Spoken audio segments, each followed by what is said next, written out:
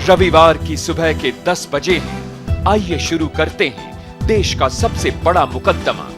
आपकी अदालत में आज हम जनता की तरफ से मुकदमा चलाएंगे बीजेपी के नेता प्रमोद महाजन पर। आपकी अदालत में जनता के जज होंगे नव भारत टाइम्स के सीनियर एडिटर मधुसूदन आनंद और जनता की ओर से इल्जाम लगाएंगे रजत शर्मा।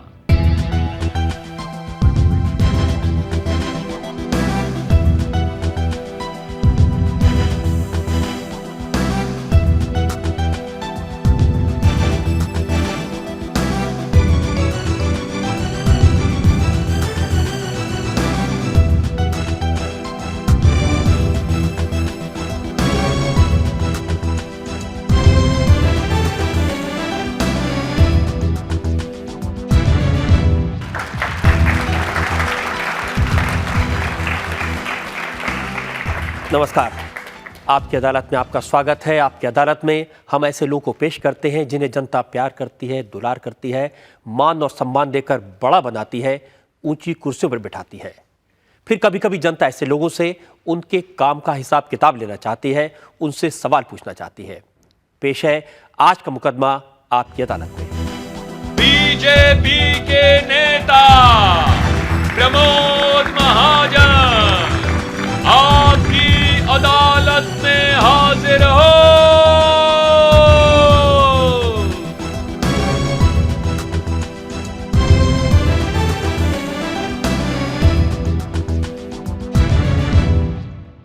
अदालत की कार्रवाई शुरू की जाए। इससे पहले कि आपकी अदालत में आज का मुकदमा शुरू हो, एक नजर डालेंगे प्रमोद महाजन के पॉलिटिकल करियर पर। महाजन, आपकी अदालत में बीजेपी लीडर प्रमोद महाजन पर आरोप है कि इनकी रणनीति फेल हो गई है। प्रमोद जी, भारतीय जनता पार्टी के लोग समझते थे कि प्रमोद महाजन बहुत बड़े रणनीतिकार हैं, जब ये इलेक्शन लड़वाएंगे तो ज़रूर जीतेंगे। अब बीजेपी के लोग कह रहे हैं कि प्रमोद जी डुबा दिया आपने हमको। जब विजय होती है तो प्रशंसा के फूल मिलते हैं, जब पराजय होती है तो आलोचना के प्रहार मिलते हैं। मैं दोनों को एक जैसा लेता हूं और आगे बढ़ने की कोशिश करता हूं। प्रमोद जी, लेकिन महाराष्ट्र का जो चुनाव था ये तो बहुत अच्छा मौका था। पिछली सरकार ने बहुत अच्छे काम नहीं किए थे, दो अलग अलग पार्टियों की सरकार थी, उनमें झगड़े थे, किसानों ने आत्महत्याएं की थी, मेल न्यूट्रिशन के केसेस थे, ये सब आपके भाषण में बार बार कहा गया। इससे अच्छा मौका कोई नहीं हो सकता था। सच ये है कि भारतीय जनता पार्टी महाराष्ट्र में केवल 111 स्थानों पर चुनाव लड़ रही थी और जिसकी सीधे जिम्मेदारी मेरे पर थी। और इस 111 स्थान पर 54 स्थान पर विजय प्राप्त करना, इसका अर्थ होता है 48% स्थानों पर हमने विजय प्राप्त किया है। जिस कांग्रेस की सरकार आज महाराष्ट्र में हो रही है, उन्होंने भी 43% स्थानों पर विजय प्राप्त किया है। और इसलिए मैं नहीं मानता कि महाराष्ट्र में हमारी कोई सरकार नहीं बनी। जब से क्रिकेट में आप खेलते हैं तो दोनों बैट्समैन को रन निकालने पड़ते हैं। इस बार शिवसेना थोड़ी कम रन निकाली, अगर वो हमारे इतने रन निकाल लेते तो हो सकता है शायद सरकार बन जाती। सभाएं भी हुई, मुद्दे भी आप कहते हैं जो सही मुद्दे थे वो भी उठाए, सारे नेता भी घूमे, कैंपेन भी ठीक से हुआ, उसके बावजूद हार गए।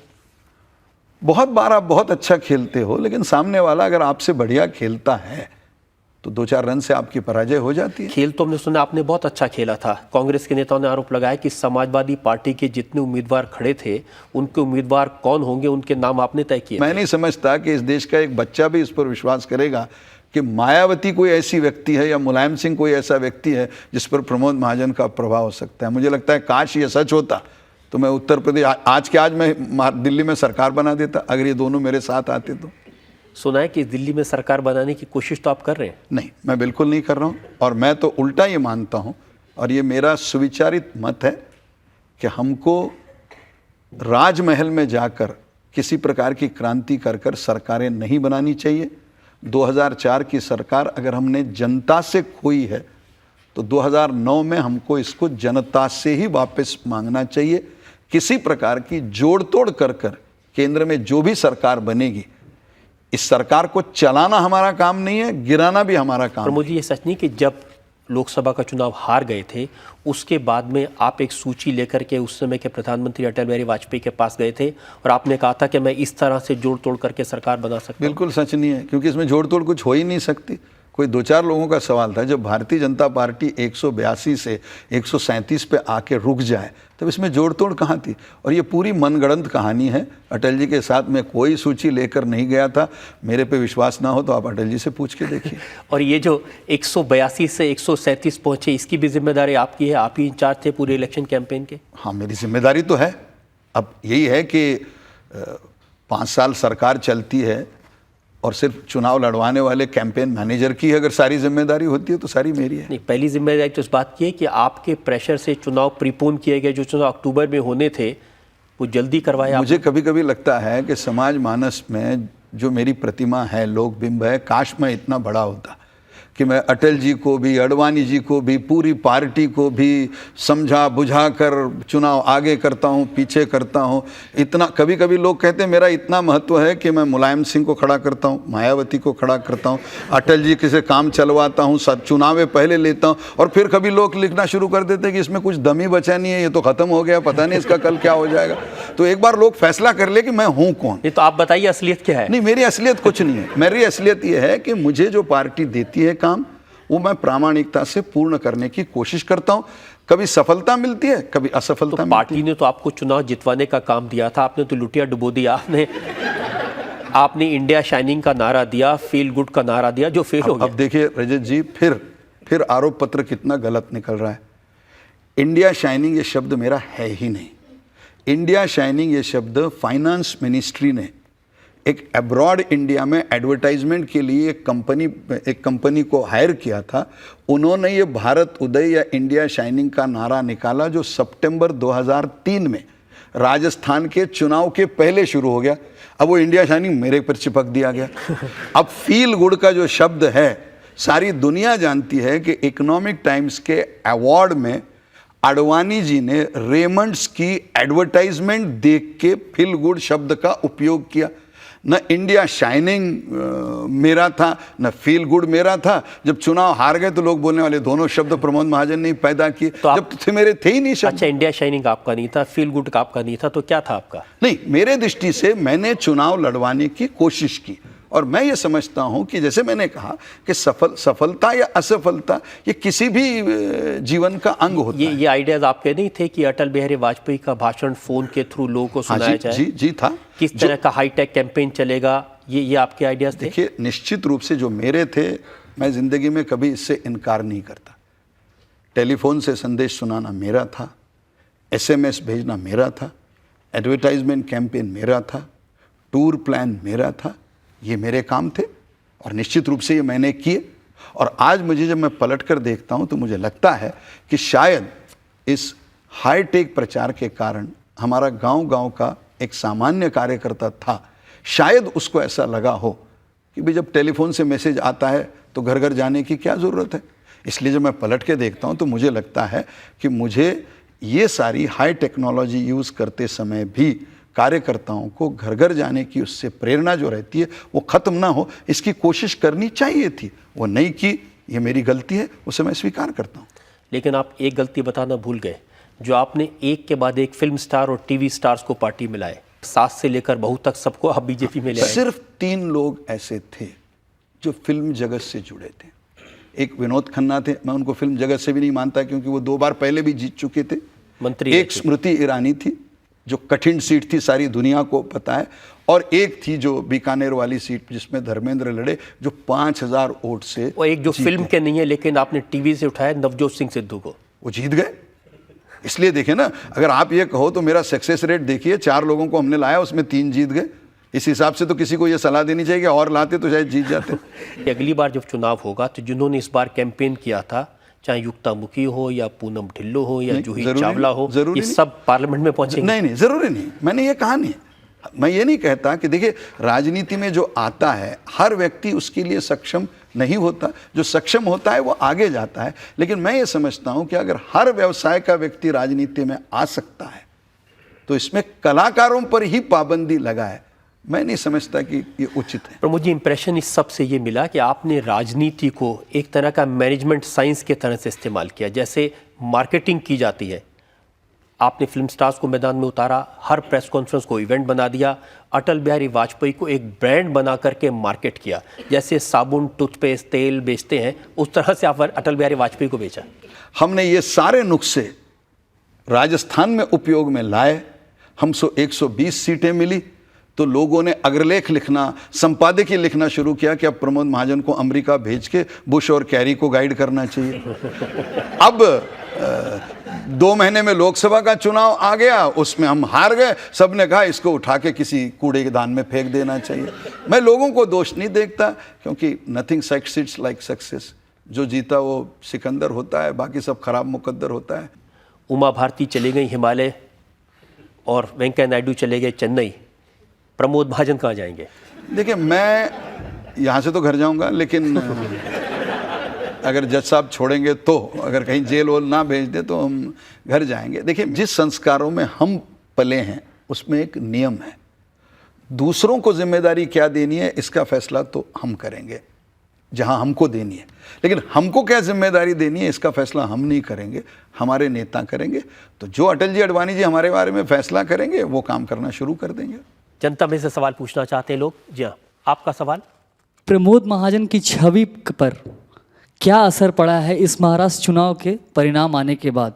अगर लगातार 2 मैचों में मेरी हार हुई है तो मेरा हाल भी चेन्नई टेस्ट के पहले वीरेंद्र सहवाग का जो था वैसा है। अब वो चेन्नई में उसने 150 मार दिए तो लोग बोल रहे हैं बहुत अच्छा है। तो फिलहाल मेरा हाल सौरभ गांगुली जैसा है। आगे अगर अच्छा खेलूंगा तो टीम में रहूंगा, नहीं खेलूंगा तो टीम के बाहर। अभी आपको पता नहीं कि अडवाणी जी आपको टीम में रखेंगे कि नहीं रखेंगे? नहीं, अब हो सकता है 12th मैन में रखें, पता नहीं कि जब चाहे पानी लाने के लिए उपयोग में हो।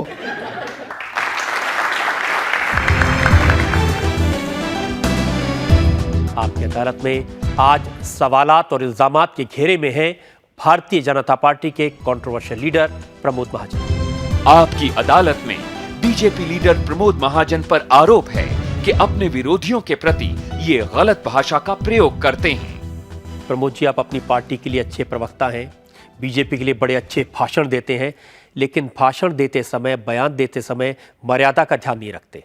नहीं, मैं समझ रहा था कि जब आपका इलेक्ट्रॉनिक मीडिया है तो मेरे किसी अपशब्द को दिखाया जाता कि ये अपशब्द है जो आप उपयोग में लाते हैं, तब तो मैं इसका उत्तर दे पाता। ये सही नहीं कि आपने सोनिया गांधी की तुलना मोनिका लेविंस्की से की? बिल्कुल सही नहीं है, बिल्कुल सही नहीं है, और इसका किसी के पास रत्ती भर प्रमाण पत्र नहीं है।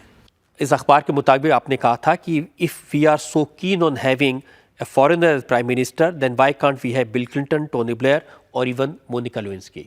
मैं आपको सिर्फ कहानी सुनाऊं, क्योंकि ये बार बार मुझ पर आरोप किया होता है और मैं समझता हूँ, मैं आपको धन्यवाद देता हूँ कि आपने सफाई। मेरे साथ एक बड़ा रिपोर्टर थे प्रमोद पागेदार। ये व्यक्ति मेरे साथ गढ़चिरौली नाम के ज़िले के आदिवासी ज़िले में सभाओं में साथ थे। सभा खत्म हुई, उन्होंने जो रिपोर्ट करना कर दिया। दूसरे दिन मुझे दिल्ली से फ़ोन आया कि भाई यहाँ तो छपा है इस अखबार में कि आपने सोनिया गांधी की तुलना मोनिका लेविंस्की से की। मैंने कहा मैंने ऐसा किया नहीं। मैंने प्रमोद पागेदार को फ़ोन किया, मैंने कहा आप मेरे साथ थे, आपने ऐसे कैसे मेरे खिलाफ लिखा जब मैंने बोला नहीं? उन्होंने कहा मैंने लिखा नहीं। उन्होंने मुझे उसके ओरिजिनल डॉक्यूमेंट दिए कि ये मैंने मेरे अखबार को भेजा। मैं दिल्ली में आया, मैंने पत्रकार वार्ता में कहा कि जो प्रमोद पागेदार मेरे साथ था, क्योंकि अकेला वो था, बाकी आप में से दो, ये वेंकटेशन, रजत शर्मा, कोई था ही नहीं वहाँ। जो था आदिवासी इलाका था, एक आदमी था, कोई टीवी कैमरा नहीं था, कोई कुछ नहीं था। टीवी उन दिनों में शायद इतना था नहीं, ये पुरानी बात है, 5, 7, 8 साल हो गए होंगे, लेकिन जो 1999 हाँ, तो 5, तो उस समय टीवी कैमरा भी नहीं था। एक रिपोर्ट मैं नाम लेके बता रहा हूँ ताकि कोई भी जनता भी जांच करती है, आप भी आदत। जब प्रमोद पागेदार ने मुझे दिया कि मैंने ये भेजा है, मैंने तो इसमें कहा ही नहीं, किसी अखबार ने यह छापा नहीं। आगे चलकर मैं आपको बताऊं, प्रमोद पागेदार को नौकरी से निकाला गया और बेचारा आज कहीं और जगह नौकरी कर रहा है। वो 20 साल का जर्नलिस्ट था और उसको इस अखबार के मैनेजमेंट ने इसलिए निकाल दिया कि उसने सच्चाई बोली। अब इसके बाद भी मतलब जो जैसे अदालत में जैसे कहते हैं ना, जो प्रत्यक्षदर्शी था, आई विटनेस जिसको कहते हैं, वो कहता है कि मैंने कहा नहीं, और उसके बाद एक अखबार, दूसरा अखबार, तीसरा अखबार, हर आदमी लिख रहा है और कोई इसको ओन नहीं कर रहा है। इसलिए होता है प्रमोद जी, अगर एक बार आदमी की रेपुटेशन बन जाए वो ऐसी बात नहीं, कहता है। रेपुटेशन तो इससे शुरू की ना आपने, इससे शुरू की आपने। लेकिन इसके बाद लगातार एक के बाद एक ऐसे बयान आते रहे। बताइए दूसरा। ये बयान है जिसमें आपने कहा कि only a person whose father and mother were Indians should become the prime minister. मैं अगर कहूं कि भारत का प्रधानमंत्री ये भारत के माता पिता की संतान हो, तो ये मूल वाक्य में गलती क्या है? हाँ, कोई कह सकता है कि ऐसी आवश्यकता नहीं है, 21वीं सदी है, क्या फर्क पड़ता है, वो बात अलग है, लेकिन इसमें किसी का अपमान नहीं। हाँ, मैंने कोई राहुल जी के बारे में या प्रियंका जी के बारे में या सोनिया जी के बारे में कोई व्यक्तिगत आलोचना की हो तो बात अलग है। मैं राहुल जी के बारे में आपने क्या वो बता देता हूं। प्रधानमंत्री पद के दावेदारों की शैक्षणिक योग्यता क्या है, मतलब वो कहां तक पढ़े हैं, मापदंड होना चाहिए। साथ में आपने ये भी कहा कि नेहरू परिवार का कोई सदस्य अपनी डिग्री हासिल करने में नेहरू जी के बाद कामयाब नहीं हो पाया। तो मैं क्या करूं, इसमें क्या गलत बोल रहा हूं? मैं अगर कहूं कि हिंदुस्तान का प्रधानमंत्री पढ़ा लिखा होना चाहिए, तो अब इसमें भी अगर आप मेरा नुक्स निकाल रहे हैं कि भाई नहीं, मैं अब कल से कहना करूँगा बिल्कुल अनपढ़ होना चाहिए, उसको अंगूठे बहादुर होना चाहिए, तब आप कहोगे कि भाई बहुत अच्छा कह रहा है। इसमें क्या है? अगर मैंने कहा कि हिंदुस्तान का 21वीं सदी में जो हिंदुस्तान का प्रधानमंत्री बनना चाहता है, और मैं सोचता हूँ जनता से पूछिए, हर आदमी कहेगा कि भाई जब बच्चा ग्रेजुएट, डबल ग्रेजुएट है, और अगर मैंने कहा कि नेहरू परिवार में नेहरू के बाद कोई ग्रेजुएट हुआ नहीं है, तो ये हिस्टोरिकल फैक्ट है। नहीं, इसके जवाब में राहुल ने कहा, उन्होंने कहा कि ये प्रमोद महाजन को मेरे कॉलेज में जाकर के मेरी डिग्री चेक करनी चाहिए। नहीं, वो चेक हुई है, और उसकी अब इसकी बहस मैं यहाँ नहीं करना चाहता, फिर आप कहोगे मैं उसकी व्यक्तिगत बहस करना चाहता हूँ, लेकिन ये डिग्री चेक हुई है, और वो डिग्री और सर्टिफिकेट में क्या फ़र्क होता है मैं समझ। लेकिन ऐसी क्या बात है, आप जो भी कहते हैं आप किसी व्यक्ति पर नहीं कहते, लेकिन वो निशाना जाकर के राहुल या सोनिया पर ही लगता है। नहीं, मैं व्यक्ति पर नहीं कह रहा हूँ। अगर निशाना लगता है, देखिए सीधी बात ऐसी है, सोनिया जी के बारे में ये टिप्पणी तब हुई जब सोनिया राजनीति में आई। राहुल जी के बारे में परोक्ष रूप में ये टिप्पणी तब हुई जब राहुल जी राजनीति में आए। मैंने किसके बारे में क्या टिप्पणियां की, मेरे बारे में कितने लोगों ने क्या टिप्पणियां की, इसकी मैं कभी शिकायत नहीं करता, क्योंकि मैं ये मानता हूं कि जो सार्वजनिक जीवन में आता है उसका आकलन करना ये काम होता है। हाँ, वो सभ्य भाषा में होना चाहिए, सुसंस्कृत भाषा में होना चाहिए। और इसलिए जब आपने मोनिका लेविंस्की की बात की, मैंने कड़ाई से कहा मैंने ये कहा नहीं। आगे मैंने कभी आपको ये नहीं कहा कि मैंने कहा नहीं, मैंने तो ऐसा ही कहा था। अच्छा, ये आपने सोनिया जी के बारे में कहा था कि सोनिया गांधी के पास लर्निंग लाइसेंस भी नहीं है। पूरा सेंटेंस आपका पढ़ते बताऊं। आपने कहा कि 6 साल से अटल बिहारी वाजपेयी कुशल ड्राइवर की तरह सरकार चला रहे हैं, लेकिन सोनिया गांधी के पास तो लर्निंग लाइसेंस भी नहीं है। इसमें क्या केस में क्या? देखिए, मैं ये समझता हूँ कि हमारे देश में अब मीडिया सोनिया गांधी के प्रति इतना उदार हो गया है कि उनकी उनकी आलोचना नहीं है। आप ये वाक्य को मैं जनता और जज साहब के लिए कहता हूँ, मैंने क्या कहा है? मैंने ये कहा कि अटल जी 6 साल से प्रधानमंत्री है, देश के गाड़ी अच्छी चला रहे हैं। सोनिया जी के पास आज तक कोई पद नहीं है, उनके पास तो लर्निंग लाइसेंस भी नहीं है, तो इसमें क्या सोनिया जी का अपमान हुआ? हाँ, अगर वो जिस दिन प्रधानमंत्री बन जाए तो मैं कहूंगा भाई इनको 2 साल के ड्राइविंग का लाइसेंस है, उसको 6 साल के लाइसेंस है। अब इसमें गलत किसका आरोप क्या कर रहा हूं मैं? और आप एक और बात समझ लीजिए, आपकी पार्टी के बाकी नेता भी भाषण देते हैं, अटल बिहारी वाजपेयी भी बोलते हैं, लालकृष्ण आडवाणी भी बोलते हैं, किसी के निशाने पर न सोनिया गांधी होती हैं, न राहुल होते हैं, न प्रियंका होते हैं। आपके सुरमे से ऐसा क्यों निकलता है? पहली बात तो ऐसी है कि जहाँ तक निशाने का सवाल है, बड़े लोगों के बड़े निशाने होते हैं, छोटे लोगों के छोटे निशाने होते हैं, इसलिए मैं उसमें तो जाता नहीं हूँ। लड़ाई में उतरोगे और वार नहीं खाओगे, ये कोई ऐसी तो कभी लड़ाई हुई नहीं कि हम कहेंगे सोनिया जैसा तो नेता ही नहीं है और उनका बहुत बड़ा अनुभव है, लेकिन हो सके तो अटल जी को जिताओ। ऐसे थोड़े भाषण होते हैं, ऐसे तो भाषण होते नहीं। भाषणों में तो लोगों को सामने अपने को अपना पक्ष रखना पड़ता है, उनका पक्ष रखना पड़ता है। और चुनाव तो थोड़ा होली का समय होता है, उसमें तो अपना आदमी और निखार के बताना पड़ता है, दूसरे को थोड़ा बताना पड़ता है। इसमें कोई दम नहीं, काहे को वोट बेकार कर रहे हो, इसमें कोई गलत नहीं, इसमें कोई किसी का अपमान नहीं। जब आपके ऊपर हमले होते हैं तो फिर आपको कैसा लगता है? मुझे कुछ नहीं लगता, क्योंकि मैं ये समझता हूँ कि जब मैं लड़ाई में जाता हूँ और मैं किसी का विरोध करता हूं और उसके प्रति आरोप करता हूं तो मुझे आरोप, हाँ अगर किसी ने मोनिका लेविन्स्की जैसा आरोप किया मैं उसको गलत मानता हूं, लेकिन किसी ने अगर कहा कि भाई प्रमोद महाजन है ना, इसको भाषण करने नहीं आता, इसको सरकार चलाने नहीं आती, इसने फलानी गलत काम किया, उसका काम है, हाँ उसका मैं जवाब दूंगा, यह बात अलग है, लेकिन मुझे कोई आरोप करे इससे कोई शिकायत नहीं।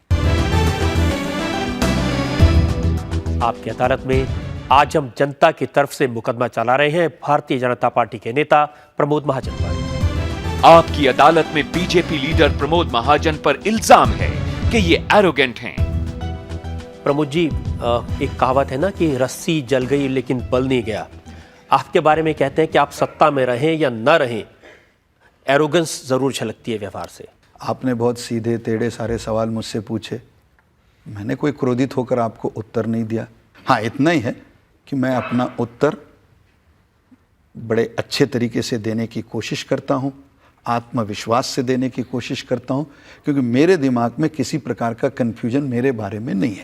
और अगर इस असर्टिव नेचर को कोई अगर एरोगेंट कहता है तो मैं उससे सीखना चाहता हूँ कि मैं कैसे बोलूँ ताकि उसको एरोगेंट ना लगे। राजनीति में एरोगेंस इस बात से साबित होती है कि आपने सोनिया गांधी की ताकत को कम करके आंका। जब आप चुनाव के मैदान में गए आपको लगा कि इनको तो सफाया कर ही देंगे, नतीजा ये हुआ कि चुनाव हार गए। 7 सीटें हमसे ज़्यादा मिल गई, हम 137 पे आए, वो कोई 145-46 पे, तो 7 सीटों से ताकत ऐसी बढ़ गई कि सरकार बन गई। नहीं, सरकार तो बहुत चीज़ों में बनती है, सरकार बहुत चीज़ों में बनती है, लेकिन उसका अर्थ कोई जीतता नहीं है। 7-8 सीटों के फर्क से कोई ये नहीं कहा जाता कि हम एरोगेंट थे, हमने उनकी ताकत को। मैं आपको एरोगेंस का उदाहरण देता हूं। हाँ प्लीज। बंसीलाल जी हरियाणा विकास पार्टी के नेता, बहुत बड़े नेता हैं, वो चाहते थे भारतीय जनता पार्टी के साथ में समझौता हो हरियाणा में। आपके पास जब बात गई तो आपने कहा कि 2 सीटें लेनी तो लो, नहीं तो अपना घर बैठो। पहली बात, मेरी बंसीलाल जी से कभी बात ही नहीं हुई।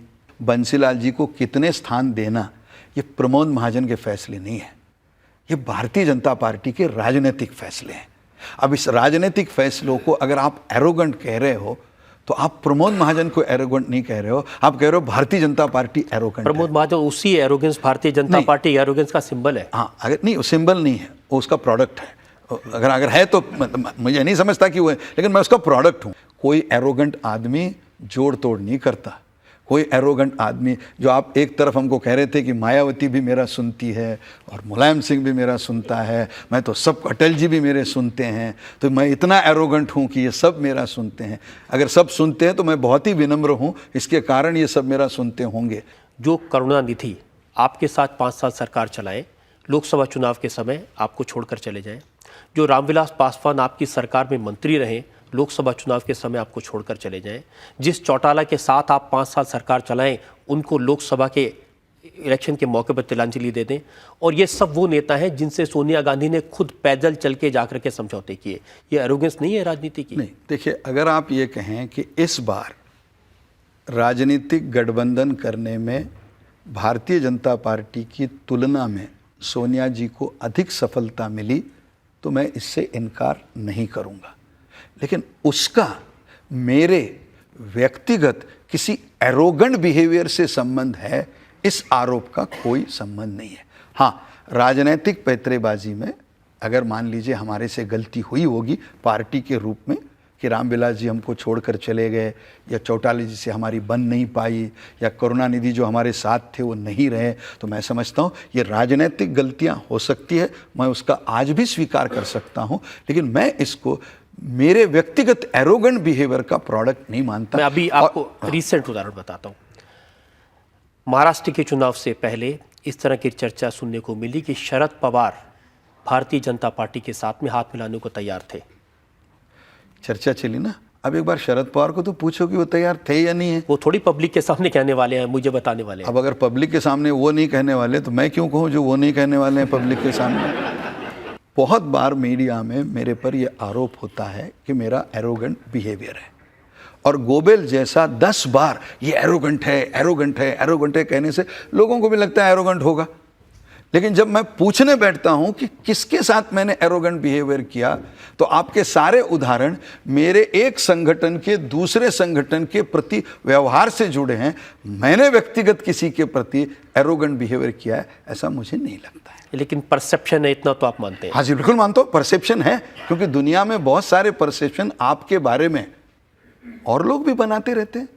आपके दोस्त बनाते हैं, आपके दुश्मन बनाते हैं, आपके हितचिंतक बनाते रहते हैं, वो बनाते हैं। लेकिन जैसे मैंने कहा कि लेकिन उदाहरण पर आने पर जब मिलते नहीं है तो इसका अर्थ है वो गलत धारणा है। उस समय खबर ये छपी थी कि जिस समय शरद पवार के साथ समझौता होना था, उसके बारे में बात करने के लिए जब LK अडवाणी मुंबई गए बाल ठाकरे से बात करने के लिए, उसके पहले आपने ये खबर अखबार में लीक करा दी ताकि ये पहली बात तो आप ये समझ लीजिए, 78 साल में शरद पवार जी को विरोधी दल में मैं लेके आया था, और आज भी मैं दावे के साथ कह सकता हूं कि महाराष्ट्र में विपक्ष में जितने नेता हैं उसमें सबसे बढ़िया शरद पवार के साथ संबंध किसी के हों तो मेरे हैं। सबसे खराब संबंध अगर किसी के साथ हों तो बाला साहब ठाकरे के साथ है। अब आप ये कह रहे हैं कि अडवाणी जी ठाकरे तैयार थे और मैं नहीं था।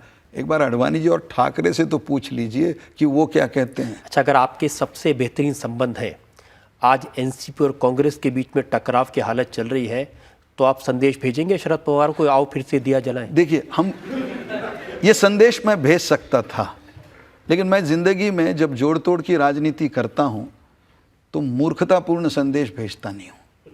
इसका कारण है कि मैं हिसाब जानता हूं, मैं शतरंज को पहचानता हूं। महाराष्ट्र में अगर आज शिवसेना भारतीय जनता पार्टी समर्थन दे तो NCP का मुख्यमंत्री आधी रात में बन सकता है, लेकिन उसलिए शरद पवार को केंद्र सरकार छोड़नी पड़ेगी, और वो छोड़ेंगे नहीं, क्योंकि एक मुख्यमंत्री के लिए दिल्ली की राजनीति छोड़ें, ये वो करेंगे नहीं। तो जो वो लेने वाला नहीं है वो बेचने को मैं काहे को जाऊं, इसलिए मैं इसमें किसी प्रकार की कोशिश नहीं कर रहा हूं। हाँ, अगर दिल्ली में NDA की सरकार होती तो शरद जी को भी सम्मान मिलता, वहां उनका मुख्यमंत्री भी बनता। लेकिन ये ठीक है कि आपका ये कार्यक्रम जब आएगा तो कांग्रेस वाले शरद के व्यक्ति को मुख्यमंत्री बनने की संभावना बढ़ जाएगी, क्योंकि लोगों को लगेगा कि शायद प्रमोद प्रयास कर रहा है और ये शरद जी के हित में जा सकता है। और इतनी दोस्ती तो मैं अभी भी निभा रहा हूं, उनका मुख्यमंत्री हो सकता है कि इसके बाद बन जाए, क्योंकि कांग्रेस को लगेगा कि नहीं बनेगा तो ये बना देगा, तो इससे अच्छा हम ही बनाते हैं, तो इसमें तो उतना फायदा होगा, और उतनी दोस्ती आपके कार्यक्रम में मैं उनकी निभा रहा हूं। आपकी अदालत में आज हम आपकी तरफ से सफाई मांग रहे हैं भारतीय जनता पार्टी के नेता प्रमोद महाजन से। आपकी अदालत में भारतीय जनता पार्टी के नेता प्रमोद महाजन पर इल्जाम है कि ये संयम से काम नहीं लेते। प्रमोद जी, आपने खुद भी कई बार स्वीकार किया है कि संयम की थोड़ी कमी है और इंडिपेंडेंट माइंड है, तो ये बिल्कुल बचपन से आपका इंडिपेंडेंट माइंड है या राजनीति में आने के बाद में बदला? देखिए, मैं ये समझता हूं कि जहां तक स्वतंत्र मन या मनोवृत्ति का सवाल है उसमें तो कोई गलत मैं नहीं मानता, लेकिन अगर आपका ये आरोप है कि मैं शॉर्ट टेम्पर्ड हूँ या शायद मुझे जल्दी गुस्सा आता है, तो मैं समझता हूँ कि हाँ, ये दोष मेरे में है। इस दोष को मैं कम करने की बहुत बार कोशिश करता हूँ, लेकिन कभी कभी वो उभर के बाहर आ जाता है। आपके इतिहास पढ़ रहा था तो पता चला कि आपके पिता जो टीचर थे वो भी शॉर्ट टेम्पर थे। हाँ, मतलब क्योंकि मैंने उनकी जितनी मार खाई है मेरे किसी और भाइयों ने नहीं खाई है, तो इसका अर्थ दोनों में कुछ ना कुछ कमी थी। आपका अपने परिवार के बच्चों के साथ कैसा व्यवहार है? जैसे आपके पिताजी का था शॉर्ट टेम्पर्ड? नहीं, मेरा शॉर्ट टेम्पर्ड नहीं है। मेरा बेटा है, बेटी है। कुछ दिन पहले मेरे बेटी को बेटा हुआ है, तो मैं अभी कोई छोटा नहीं रहा हूँ, मैं नाना बन गया हूँ। तो मुझे ऐसा लगता है कि मैंने मेरे बच्चों पर आज तक कभी हाथ नहीं उठाया। एक बार मैंने मेरे बड़े बेटे को 8वीं कक्षा में, वो फेल हुआ था इसलिए एक चांटा मारा था, और आज जब भी मैं पलट कर याद करता हूँ तो मुझे आज भी आंखों में आंसू आते हैं कि मुझे मारना नहीं चाहिए था, क्योंकि मुझे ऐसा लगता है कि हम बच्चों को इसलिए मारते हैं कि वो हमको मार नहीं सकते, और इसलिए बच्चों को मारना नहीं चाहिए। कुछ भी गलती हो तो समझाना चाहिए।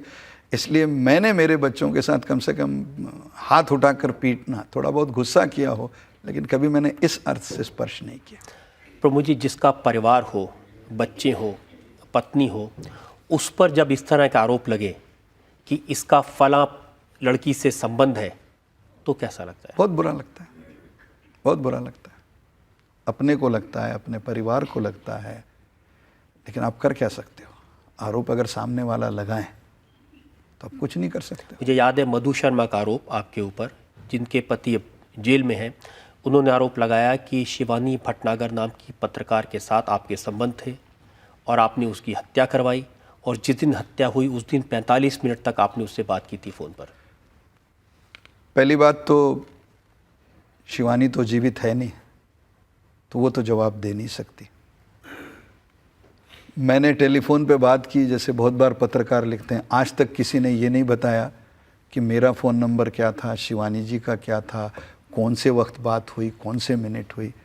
रजत जी, अगर किसी के पास ये होता ना, तो प्रमोद महाजन एक आज ऐसी हस्ती है, इसको कोई नहीं छोड़ता। एक चुनाव के बाद दूसरा, दूसरे के बाद तीसरा, चौथा चुनाव हो, कोई मुझे छोड़ता नहीं, कहता देखो उस दिन रात में 12:35 पर तुमने इंडियाज़ मोस्ट वांटेड में मेरा भी नाम आ जाता। कोई मुझे छोड़ता नहीं, कोई ये कर नहीं रहा है। और आखिरी बात, मैं मधु जी के प्रति भी मेरे मन में अब क्रोध बचा नहीं है। शायद मैं आर्ट ऑफ लिविंग सीख रहा हूँ, क्योंकि उसका पति अपराधी था या नहीं मैं तो ये नहीं कहता, लेकिन आपने उस समय कहा था कि मैं क्रिमिनल डेफेमेशन नहीं, मुझे लगा कि इस देश में डेफेमेशन में इतना समय जाता है कि अपना ही टाइम जाता है। वो गुस्से में बोली। और आज देखिए रजत जी, मुझे याद है 2 साल पहले शायद 15 अगस्त की रात को ये हुआ, मैं कभी भूला नहीं हूँ। सारे चैनल्स ने किया, अखबारों ने लिखा, कुछ लोगों ने तो मेरी DNA टेस्ट मांगी, सब हुआ। 2 साल के बाद पलट कर देखिए, वो व्यक्ति जेल में है, रोज कोर्ट में जाता है, उसके वकील बहस करते हैं। आज कोई ये नहीं कहने को तैयार है कि इस केस से प्रमोद महाजन का क्या संबंध है। कोर्ट में न मुझे कोई बुला रहा है, फिर हमको कहा गया कि नहीं अडवाणी जी गृह मंत्री है इसलिए आपको बचा रहे हैं। अब 6 महीने से अडवाणी जी गृह मंत्री है नहीं, सरकार किसी की है, मुझे पुलिस बुला तक नहीं रही है। न उसका पति दोष दे रहा है, न बच्चा दे रहा है, न परिवार दे रहा है, न पुलिस दे रहा है, न पार्टियां दे रही है। बस एक उसकी पत्नी ने कुछ तैश में आकर कह दिया अपने पति को बचाने के लिए, और जीवन भर के लिए मेरे माथे पर एक कलंक जैसा बन गया। आपके परिवार ने कैसे रिएक्ट किया था? परिवार को मुझ पर विश्वास था, इसलिए उनको पता था कि इसमें सच्चाई है नहीं, और इसलिए उस समय जब उन्होंने भी टेलीविज़न पे ही सुना, मैं तो अकेला था, तो उन्होंने फ़ोन करके मुझे कहा। तब आपको ये नहीं लगा था कि राजनीति में ना आते तो अच्छा होता? ना, मैं ये समझता हूँ कि इस प्रकार के आरोप में कहीं भी होता तो आ सकता था। इतना ही है कि मैं राजनीति में हूँ, इसलिए बहुत सारे टेलीविज़न चैनल पे दिखाई दिया। अगर राजनीति में नहीं होता तो छोटे से परिवार में होता। लेकिन मैं समझता हूँ यहाँ जितने लोग बैठे हैं वो राजनीति ना हो, सारे देश इनको ना जानता हो, लेकिन ऐसा आरोप अगर इनमें से किसी पर होगा तो उसको उतना ही दुख होगा जितना मुझे होता है। इसलिए दुख होने के लिए बड़ा होने की आवश्यकता नहीं है। आप कितने भी छोटे हो तो ऐसे उठपटांग आरोप से सबको दुख। ये अगर बात मान भी लें कि ये तो किसी महिला का आरोप था जिसका कोई सब्सटेंस नहीं था, बाद में कोई तथ्य नहीं मिले, लेकिन एक ऐसा केस भी अखबार में छपा था आपके बेटे का, जब आप मंत्री थे, मंत्री रहते हुए आपने उनकी कंपनी को फेवर किया टीवी के प्रोग्राम दिलाने के लिए। पहली बात तो ऐसी है कि कभी कभी मुझे लगता है कि मुझे बेटे को अगर फेवर करना है तो बेटे को कैसा फेवर किया जाता है ये हिंदुस्तान में इतने राजनेताओं ने दिखाया है कि मैं ऐसे फालतू छोटा मोटा कार्यक्रम देने की जगह कोई टिकट विकेट दे देता। अभी आप थोड़ी देर पहले आपने कहा कि महाराष्ट्र में सारे टिकटें मैं बांटता हूँ। अब देखिए बड़े बड़े लोग अपने बेटों को क्या करते हैं। मुझे आज तक समझ में नहीं आता कि मेरा बेटा राजनीति में आना नहीं चाहता, मेरी बेटी राजनीति में आनी नहीं चाहती। अब मुझे समझ में नहीं आता है कि मेरा बेटा और बेटी करे क्या। अब मैं मंत्री 6 विभागों में जाता हूँ, अब अगर वो कोई भी धंधा करे तो सरकार से कोई ना कोई उसका संबंध आता ही है। या तो मैं कभी कभी कहूँ कि मेरे बेटे और बेटी को जीवन भर का पेंशन शुरू कर दो ताकि वो घर बैठे कुछ काम करे ही नहीं। अब जो भी वो काम करेंगे किसी न किसी डिपार्टमेंट से जुड़ा होगा। इसलिए मैं नहीं समझता कि मैंने किसी प्रकार सरकार का दुरुपयोग उनके लिए किया है। मैं कल भी मध्यम वर्ग था, आज थोड़ा मैं कह सकता हूं कि मैं उच्च मध्यम वर्ग का हुआ हूं कि बेटे बेटी। लेकिन आपके विरोधी तो कहते हैं कि प्रमोद महाजन ने इतना पैसा बनाया कि कई पीढ़ियां खा सकती हैं। नहीं, पहली बात तो मैंने जैसे कहा ना कि आरोपों को आपके मुंह पे तो मैं हाथ रख नहीं सकता। अच्छा, आप यहाँ खड़े हैं इसलिए रख भी दूं, लेकिन बहुत दूर लोग जो खड़े हैं तो उनके मुंह पर तो मैं हाथ रख नहीं सकता। लेकिन मैं समझता हूँ कि सीधी बात है, आज हिंदुस्तान में कानून है कि जो संसद में खड़ा होता है उसको अपने संपत्ति का ब्यौरा देना पड़ता है। मैंने संपत्ति का ब्यौरा इस बार दिया है जो अखबारों में छपा है। अब इस ब्यौरे में कोई भी गलत है, कोई भी गलत है, मैं किसी तो किसी अखबार को तो लिखना चाहिए कि प्रमोद महाजन ने कहा था इसका एक बंगला, देखो ये दूसरा इसका है, एक दूसरा आप कहोगे, मुझे मालूम है इसका जवाब अखबार वाले क्या देते हैं, वो अपने नाक कभी काटते हैं, सब बेनामी है। भाई बेनामी है तो सोनिया जी को जाके बताओ, कम से कम जैसे अभी आपने कहा ना, उनका तो मेरे से कोई प्यार नहीं है, चिदम्बरम जैसा वित्त मंत्री है उसको जाके खबर दे दो, तो कम से कम वो बेनामी धंधा तो आ जाएगा। लेकिन आज तक मुझे कभी किसी पुलिस स्टेशन में जाना नहीं पड़ा, आज तक मुझे किसी जेल में नहीं जाना पड़ा, आज तक मुझे किसी पर आरोप किसी प्रकार का हुआ नहीं कि जिसमें कोई रत्ती भर का सब्सटेंस आया हो। और उसके बाद भी अगर लोग कहें कि मेरे पास करोड़ों की संपत्ति, तो ले जाओ भाई, मैं मृत्यु पत्र कर देता हूँ उस पत्रकार के नाम कि मेरे मरने के बाद मेरी संपत्ति सारी इसको मिल जाए। लेकिन वो कहे तो कौन है, उसको दे दूँ मैं पूरी। और आप ये देखिए ना कि आखिर संपत्ति कहाँ होती है। मैं आज भी जिस घर में मुंबई में रहता हूँ, मुझे क्षमा करें, अभी भी मेरा घर नहीं है, मैं मनोहर जोशी उनका जो एमएलए फ्लैट है उसमें रहता हूँ आज तक। आपको क्या लगता है कि सैकड़ों करोड़ मेरे पास होते तो मैं थोड़ा उपभोग में नहीं लाता उसको?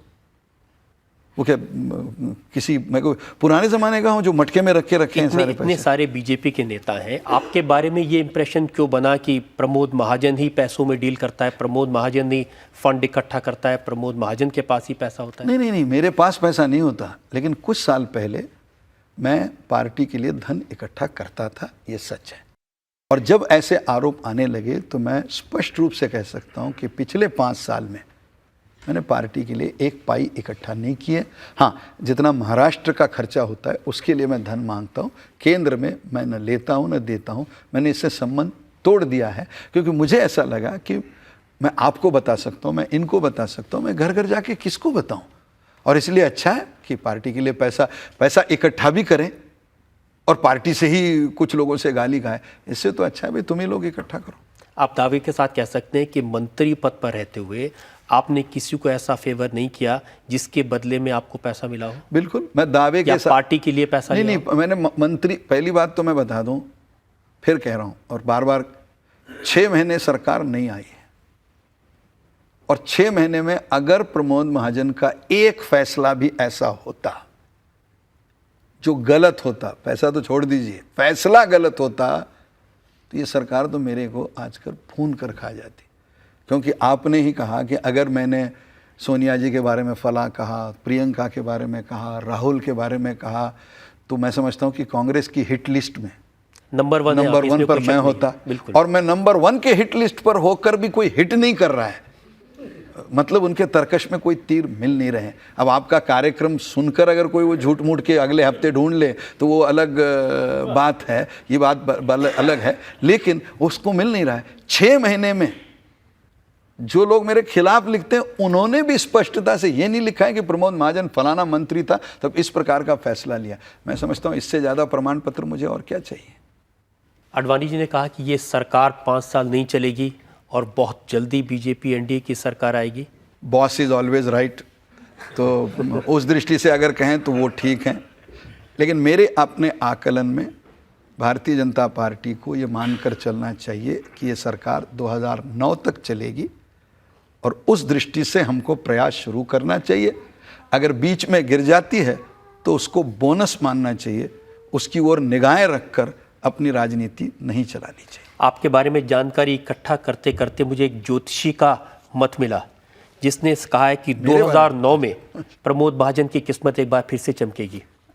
शायद इसीलिए तो नहीं आप चाहते कि 2009 से पहले चुनाव ना हो? पहली बात तो मेरी किस्मत आज भी चमकी हुई है, इसलिए मुझे किसी ज्योतिष की जरूरत नहीं। लेकिन आपकी जानकारी के लिए मैं बताऊं, मैं भगवान को कोई मंत्री नहीं मानता कि उसको जाकर कहूं कि भाई मुझे जिता कर दो तो मैं 1.25 सेर गुड़ यहाँ रख दूंगा, क्योंकि मुझे मालूम है मैं 1.25 सेर कहूँगा तो कांग्रेस वाले 1.25 किलो दे देंगे और फिर भगवान उन्हीं का साइड ले लेगा। तो मैं भगवान को उस राजनीति में लाना नहीं चाहता, इसलिए किसी भविष्यवाणी पर मैं विश्वास नहीं करता। आपको 1 मिनट में ले लूँ, मुझे याद है ये संस्मरण, और लोगों को इतना देर बैठे हैं तो मैं सुना दूँ। जब डॉक्टर कलाम राष्ट्रपति के उम्मीदवार बने तो मैं उनका इलेक्शन एजेंट था। तो जब उनका फॉर्म भरना था तो मैंने डॉक्टर कलाम साहब को पूछा कि सर आपका कोई मुहूर्त होगा तो बताइए, ताकि उस मुहूर्त पे फॉर्म भरते हैं ताकि मैं प्रधानमंत्री बाकी सबको बुलाऊं। तो पहले तो मेरी बात समझ में नहीं आई। उन्होंने कहा ये मुहूर्त क्या होता है? तो मैंने कहा ऐसे नहीं, बहुत लोग देखते हैं पंचांग से वगैरह। और उन्होंने मुझे उस समय जो कहा, वो मैं हिंदी में कह रहा हूँ, उन्होंने अंग्रेजी में मुझे कहा, उन्होंने कहा कि पृथ्वी अपने धुरी पर घूमती है, उससे दिन रात होते हैं, और जब वो सूर्य के इर्द गिर्द प्रदक्षिणा करती है उससे मास और वर्ष मिलते हैं। जब तक ये दोनों घटनाएं हो रही है हर क्षण शुभ है, और जिस दिन ये घटनाएं बंद हो जाएगी हर क्षण अशुभ है। मैं डॉक्टर कलाम का चेला हूँ, मेरे दृष्टि से हर क्षण शुभ है जब तक ये घटनाएं चल रही है, और इसलिए मैं 2009, 8, 7, 15 सालों में नहीं देखता। हम तो समझते थे आप अटल बिहारी वाजपेयी के चेले हैं। मैं विज्ञान के रूप में उनका चेला नहीं हूँ। और मैं आपको एक और बात बता दूं कि मैं खुद बहुत अध्ययन, जेल में मैं जब था इमरजेंसी में, मेरा साधारण ये मत है कि life is not predestined, and what is not predestined can not be predicted. मेरा आज यहाँ आना प्रीडेस्टिन्ड नहीं था, और इसलिए it can not be predicted. Pramod Mahajan को ये कहना है कि एक दिन आप प्रधानमंत्री बनोगे, कितना % सही है? मुझे तो अभी 0 लगता है, क्योंकि अभी तो सुबह के अखबारों में लोगों ने ये लिखा है कि इसको तो साधारण पद भी नहीं मिलेगा। तो अब साधारण पद से एकदम प्रधानमंत्री तक का फासला मैं एक क्षण में पूरा करूं, मुझे नहीं लगता। लेकिन वास्तविक रूप में मुझे ऐसा लगता है कि 100 करोड़ के देश का प्रधानमंत्री होने के लिए जो क्षमता चाहिए, जो प्रतिभा चाहिए, वो मेरे में नहीं है। अब कोई देवेगौड़ा जैसी लॉटरी लग जाए तब तो बात अलग है, अन्यथा मुझे कोई अपने गुणों के आधार पर मैं प्रधानमंत्री के सक्षम खुद को नहीं।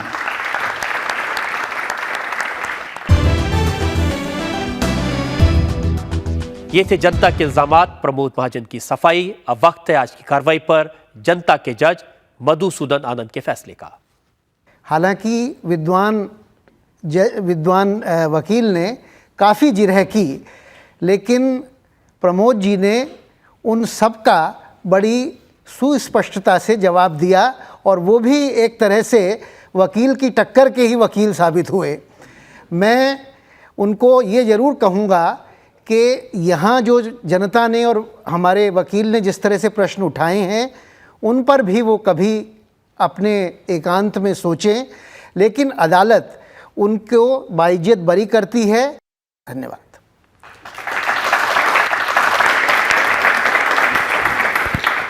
इस आशा और विश्वास के साथ कि प्रमोद महाजन जनता के जज की सलाह पर विचार करेंगे, आत्मचिंतन करेंगे और अपनी पार्टी को नई दिशा देने की कोशिश करेंगे, आज का मुकदमा यहीं खत्म करते हैं। अगले सप्ताह फिर मिलेंगे एक नया मुकदमा लेकर। तब तक के लिए नमस्कार।